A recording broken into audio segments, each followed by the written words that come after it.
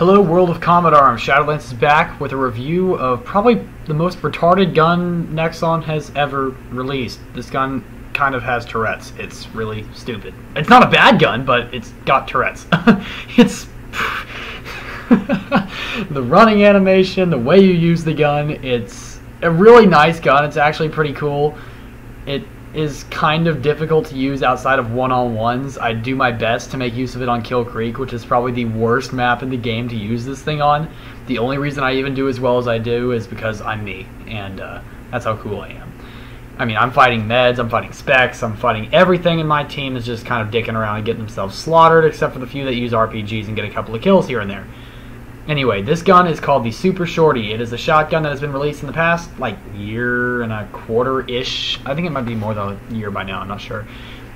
Anyway, it's a shotgun with an ammo capacity, very unique, 3 of 24.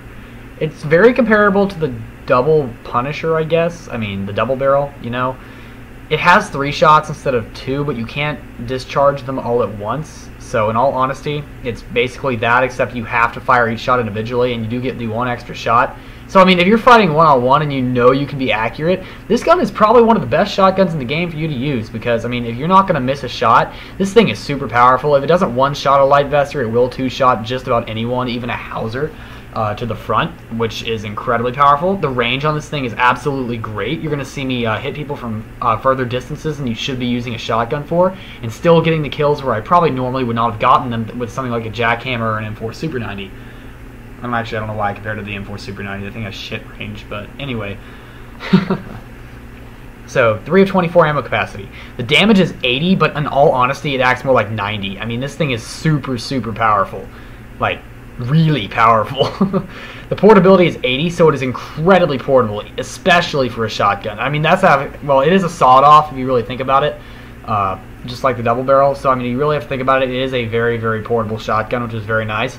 Great for one-on-ones. The recoil is 61, so the recoil is not bad at all, and the reload is lightning fast, so that's really good. And with only 3 shots per mag, and the fact that you can start shooting again midway through the clip is also really good, so that's nice.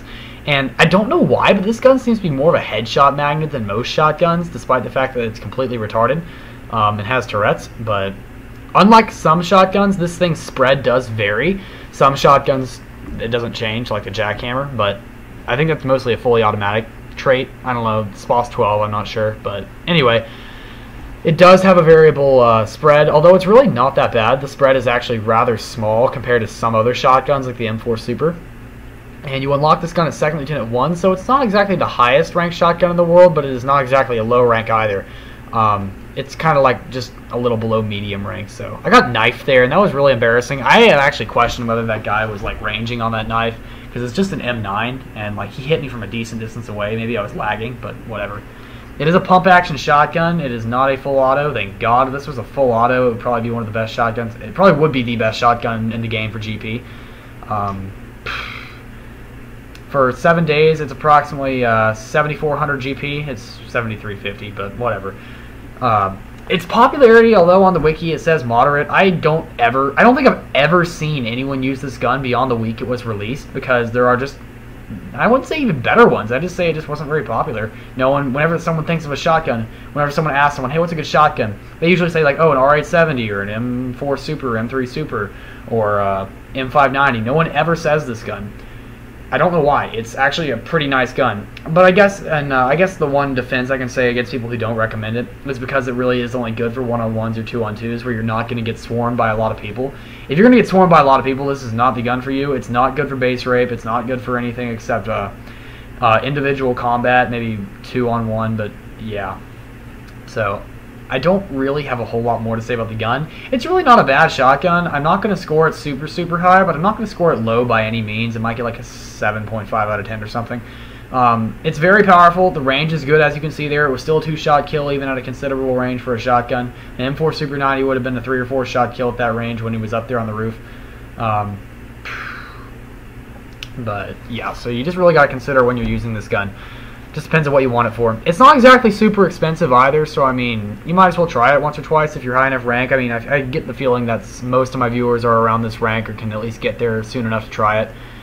I think I might as well go ahead and give you guys the description of the gun that the Arsenal has provided us with.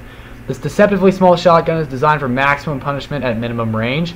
Such a compact design can only load 3 shells at a time, so make them count. Well, I actually disagree with the minimum range thing. This thing actually has pretty good range for a shotgun, as I've mentioned several times already. It's pretty damn good for a shotgun. And actually, I'm kind of glad they only put 3 shots per mag in it with these statistics. If it's this portable, having the extra mag does not, you know, it would make this thing super OP, and it would probably be the only shotgun I would ever use. I wouldn't have even bought my M4 Super 90. Probably would have just stuck with this thing because it's actually that reliable. And it's super cheap too, so it's actually very affordable for a lot of people. So I suggest you guys try it once or twice. There's no reason not to, especially if you're at the rank. Although unfortunately this gun is not high enough rank to get out of the Miss G, you will have to get yourself up to Second Lieutenant 1. So that kind of sucks, but it's really not that bad. One thing that is nice about this shotgun, and this is true of a lot of shotguns, in fact it's true of most shotguns, it takes up very little space on the screen, so you're not gonna get caught unaware from behind, or from the bottom right corner as it may be. I'm looking at you, Mr. M107 in the corner. So, I mean, although I would say it's definitely a solid 2-shot kill, but more often than not, especially to the back, it'll be a 1-shot or a headshot like I just demonstrated there. The spread on this thing, unlike a lot of shotguns, is actually very, very wide. It covers the entire spread, so you are more likely to get your headshot for the spread than with a regular shotgun. I feel like I never get headshots with the M4 Super 90 and Jackhammer. I always get headshots with, like, pump actions and stuff like that. But maybe that's just me. Other than that, 90 days, this thing's 54k GP, so you get quite a bit of a discount. I get stuck here and get sniped, and that sucks nuts. But I suggest you guys give this thing a shot. I don't have a whole lot more to say about the gun. I have quite a few reviews I'm putting out this week. A lot of SMGs, a couple of snipers. I think this is the only shotgun I'm doing. I don't know how many snipers I'm doing. I've done a couple of different SMGs. Done a couple of different assault rifles. I seriously put my best effort into trying to do a review for the NSAS.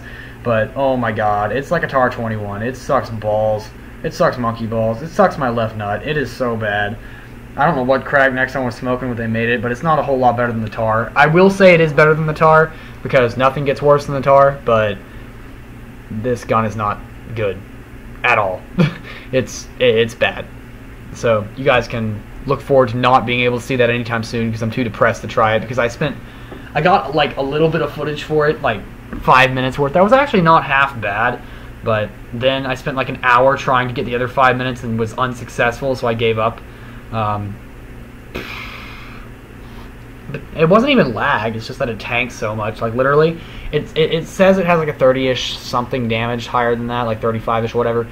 But it's like an 8-shot kill, even at like point blank. So, whatever. I think the gun sucks. But anyway, I think this review's about up, so I'm going to call it quits here. I know it's been a rather short review, but I think I'm trying to do the shorter reviews now, just for a little while at least. Thank you guys for watching, though. Please rate, comment, subscribe. Get your friends to rate, comment, subscribe. Get your family, get your grandmother, get your cousin, get your brother's friend, your brother's wife, all to rate, comment, and subscribe, and I will grow fantastically. See you guys in the next review. Shadolance out. Holy shit! 1 minute. Wait! Who are you calling? Oh no, she didn't just hang up on me!